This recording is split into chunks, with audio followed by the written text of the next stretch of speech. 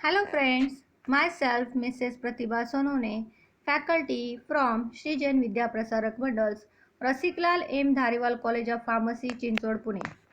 Today we are going to discuss about drug distribution system in hospitals for outpatient, which is one of the chapter from hospital and clinical pharmacy subject for second year D pharmacy students. After watching this video, you will be able to define dispensing, drug distribution systems for outpatient and inpatient, importance of outpatient services, different types of outpatient clinics, location, layout of OPD, receipt and issue system in OPD, types of prescriptions received, recent trends, pricing of prescription, and lastly, calculation of professional fees. Drug distribution system in hospitals for outpatient. Outpatients, these are the patients who are not admitted to the hospitals.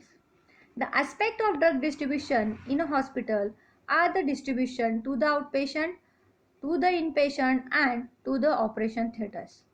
The procedure of drug dispensing are categorized into two groups. First group is ambulatory or outpatient services and second is inpatient services. In today's video, we are going to discuss only about outpatient services. Outpatients, these are the patients who do not occupy beds in a hospital or in clinics, health centers and other places. But after consultation and diagnosis, treatment is given without admitting to the hospital. Nowadays, these ambulatory patient services, they are divided into three categories. First category is emergency services, second is tertiary care and third is primary care. Emergency care, these are the services which are provided for immediate medical attention or in case of accident. These are emergency services, they are given to the patients who are suffering from serious health conditions or illnesses. Second type is tertiary care. Tertiary care, in this, a patient is directly uh, sent to the outpatient department by his attending medical practitioner for specific treatment other than an emergency treatment.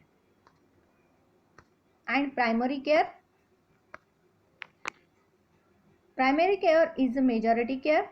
It describes a range of services adequate for meeting, and most primary care is used by the patients who are ambulatory, such as they are able to move about freely.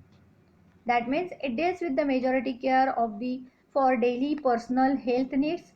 This includes health maintenance in primary care. Now we'll discuss categories of outpatient. Four categories are there for the outpatients. First one is general outpatient, second referred outpatient, third emergency outpatient and fourth ambulatory outpatient. General outpatients, these are the patient is given service for preventive health care and for diagnosis and treatment after confirming general discomfort, early complaints, symptoms and which is not emergency or referred case. That means a patient directly getting into the hospital and he is referred to the specific medical practitioner.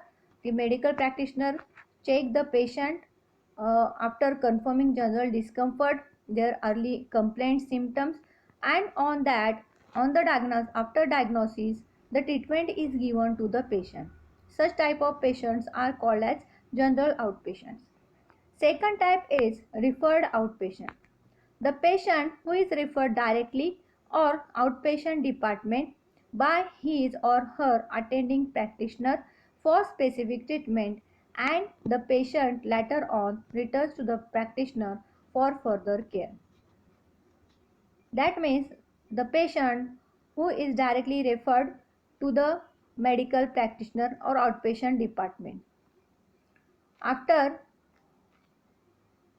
attending the practitioner for specific treatment, and then the patient is returned to the practitioner for further care. Third, emergency outpatient. The patient is provided emergency or accidental care for condition which requires immediate medical attention. As the name suggests, emergency outpatient, the services are provided to the emergency care, such as accidental cases are there in case of heart attacks, which may lead to the fatal uh, death of the patient. So in such conditions, these patients are called as emergency outpatients. And fourth category is ambulatory patient. He is the patient who visits the hospital for routine checkup like blood pressure, heart rate, etc. They are capable of moving around by their own, or he is the patient coming for maintaining the daily health, personal health. So these are the four categories of the outpatients.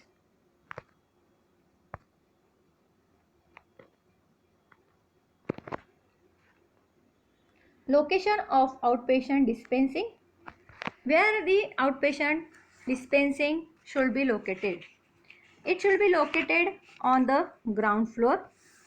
Despite no specific rule for location, the dispensary is preferred near the main entrance of the OPD block, or the location must be easily accessible to the patient. So, it should be located on the ground floor of the building. The outpatient dispensing area should be provided with proper seating arrangement. If number of patients are present in the outpatient department, that time the outpatient dispensing area should also provided with the proper seating arrangement. The pharmacy services, the pharmacy receives its supplies from medical stores weekly, but emergency supplies can be obtained at any time. In emergency cases, the dispensing should be immediate to the patient. So, in such cases, the pharmacy should receive the supplies from the medical stores or weekly supply, and it should provide emergency supply to the patient. There is no specific rule for the location of the outpatient dispensing services in a hospital. For location of this service, three provisions are made. First one, a separate outpatient dispensing pharmacy is set up. A combined unit service for inpatient and outpatients from same window. Third, a combined unit service for inpatient and outpatient from different windows. That means the location of outpatient pharmacy should be such that it should be separate for outpatient pharmacy, or it should be set up separately from the other department. Then second, a combined unit window can be provided to the inpatient and outpatient both, or it should be the pharmacy should provide a unit which gives the services for inpatient and outpatient from different windows. So here there may be one window for inpatient and outpatient both, or there may be two different windows for inpatient and for outpatient differently, separately. When the outpatient department and the pharmacy are geographically widely separated, a separate outpatient dispensing pharmacy is set up. This arrangement has the advantage of a separate unit with a specialized function. Here you can see the layout for the outpatient pharmacy.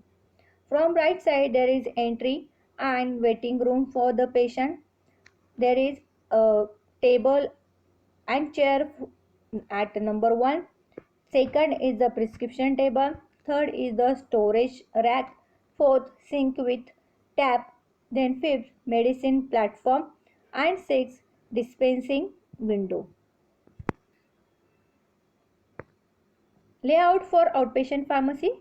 The layout of this unit is important since it carries a good or bad impression about the hospital depending on the services the outpatients get. So layout of the outpatient pharmacy should be such that the patient should get impressed with the pharmacy department so that he can have a good impression of the hospital. Secondly, the unit should be provided with two windows, one for receiving the prescription and other for the delivery. Third, when the prescription is being compounded, the patient have to wait for some time and his waiting area should be provided. The waiting room should be clean, ventilated with sufficient number of comfortable seats. In the waiting room, general instructions regarding pharmacy and medicines should be provided to the outpatients. The waiting period should be kept minimum to avoid overcrowding of the patients. In the waiting room, the wall posters should be displayed through which the patient can learn about the family planning methods or in general hygienes or in general the patient understood the different diseases from these posters. Thus, the waiting room of the patient outpatient dispensing unit should be a good place for educating the patients on matters relating to the health and the hygiene. Next is the receipt and issue system in outpatient dispensing. How the receipt of the prescription will be done and how the medicines are dispensed to the outpatient. First, the patient in his first visit to the OPD. OPD is outpatient department.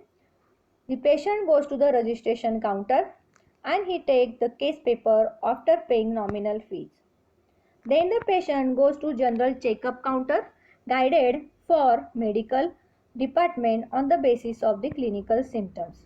In general checkup there may be checking of normally BP or height, weight, age, sex of the patient. This information should be collected at the general checkup counter.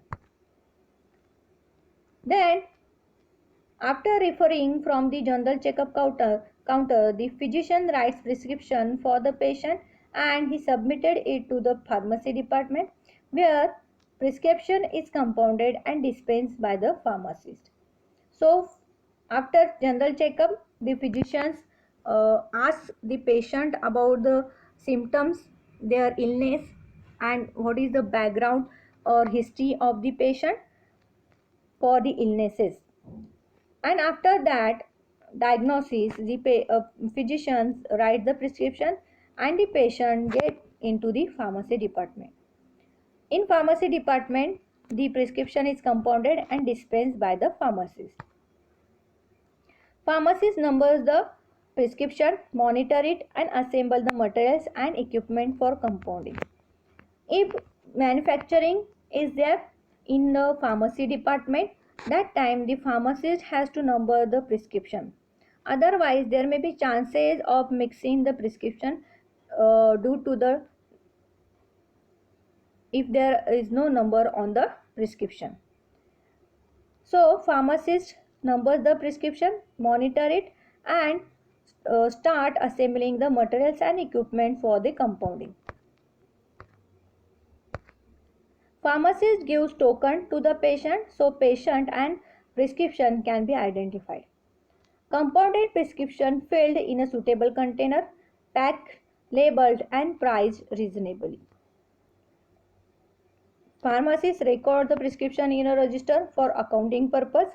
Nowadays, this method will be done with the help of the computers or different softwares are available in the market for maintaining the record of the patient. While dispensing and compounding the drug, correct delivery is ensured by checking the token number. For his next visit, prescription is given back to the patient. Now, what are the different types of prescriptions received in the hospital and in the pharmacy department? The prescriptions are generally received from physicians and surgeons attending outpatients in the outpatient clinics. Second, general public. It may be from government or trust hospital. Then employees and patients who have been discharged as inpatients in the hospitals. Recent trend is there that the patient visits the hospital but his prescription may not be dispensed by the hospital. There is a drug store either in hospital complex or nearby which dispenses the prescription. In earlier days, there was a system of manufacturing of medicines directly in the pharmacy department. But nowadays, we are getting different medicine, ready-made medicines from the manufacturers directly. And the wholesalers, they supply these to the retailers. So nowadays there is a stores, medical stores are there in the hospital complex or nearby which dispenses the prescription. Now, how to price the prescription, how to recover and service charges. Here one formula is given for the prescription prices. It is a summation of cost of the drug ingredients plus professional fees. Means cost of all raw materials, ingredients plus professional fees, that is the medical practitioner fee will be added. Now how to calculate a professional fee? Professional fee is equal to cost of dispensing plus profit. Cost of dispensing is calculated by total operating expenses minus drug cost divided by number of prescriptions filled in.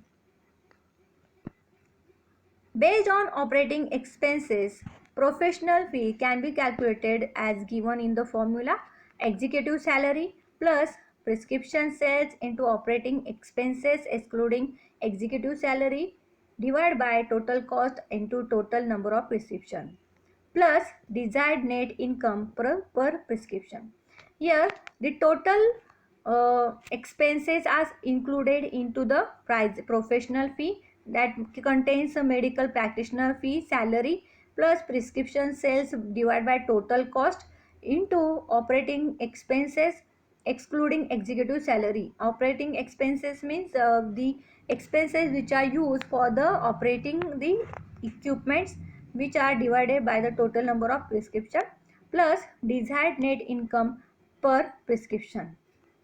Or you can calculate professional fee as desired profit, how much profit you have to take, plus prescription lab expenses, how much is expended on the prescription and in the laboratory, then divided by number of prescriptions filled in. Pre-packaging system is there in some hospitals for the drug distribution to the outpatient. It is very suitable for fastest moving items, those whose consumption is very quick, and also for those which require long time of compounding and packaging. That means we can prepare medicines before the prescription only. We have to pack it and keep it ready for the dispensing to the patient. It is a labor and time saving procedure. It should be based on factors like demand and turnover, the container to be used, labeling to be done, the process of packaging, stability, cost of pre-packaging. So pre-packaging involves the demand and the turnover. Demand means how much medicine is required in 1 week. We can prepare it before the prescription only, or depending on the turnover, or considering a medicine which is frequently used to the patient or dispensed to the patient. Such medicines are separated. A list of these medicines is prepared, and these medicines they are prepared before the prescription. Then the container to be used, which container will be required for such medicines or the formulations. Then the after compounding, the preparation should be filled into the container and labeled to the container. The process of packaging, it includes the different types of packages such as box packing or such as strip packing or foil packing will be there. Then stability and cost of pre-packaging should be included. It is useful for inpatient department and outpatient department both. The size of the package is the result of consultation with the pharmacy as well as nursing staff of the hospital. The data for various dosage forms and therapeutic categories is the guiding factor to determine the pack size. That means from the previous data, we can find which medicines are required frequently and how much quantity or how much dose is required to in regular daily dispensing system. And this data can be used for to determine the pack size. Hospital formularies may give definite guidelines of the quantities to the prescribed form for certain categories of the drug. Hospital formularies, these are the formularies or the collection of the formulations which are used in hospitals. So from the formulary we can find uh, which medicines are required, and you can divide it into different categories and you can prepare before the prescription. In outpatient department of many hospitals, the call cycle of patient determines the quantity of the drug supplied at each call. The quantity must be adequate to last between the two calls of the patient. That means the patient calls for the medicines to the pharmacy department. Pharmacy department has to prepare it and has to supply it to the outpatient, and the time the quantity should be adequate in between the two calls. Pre-packaging operation is carried out either by a pharmacist or the person at the pharmacy under his direct supervision. What are the benefits of this pre-packaging? It offers convenience, labor saving and time saving, because before the prescription your medicines are prepared, they are totally packed and they are stored properly. So it saves the time also and saves the labor also. Pre-packaging is useful for IPD as well as OPD and is most useful during lean hours when there is a hardly any skilled staff available.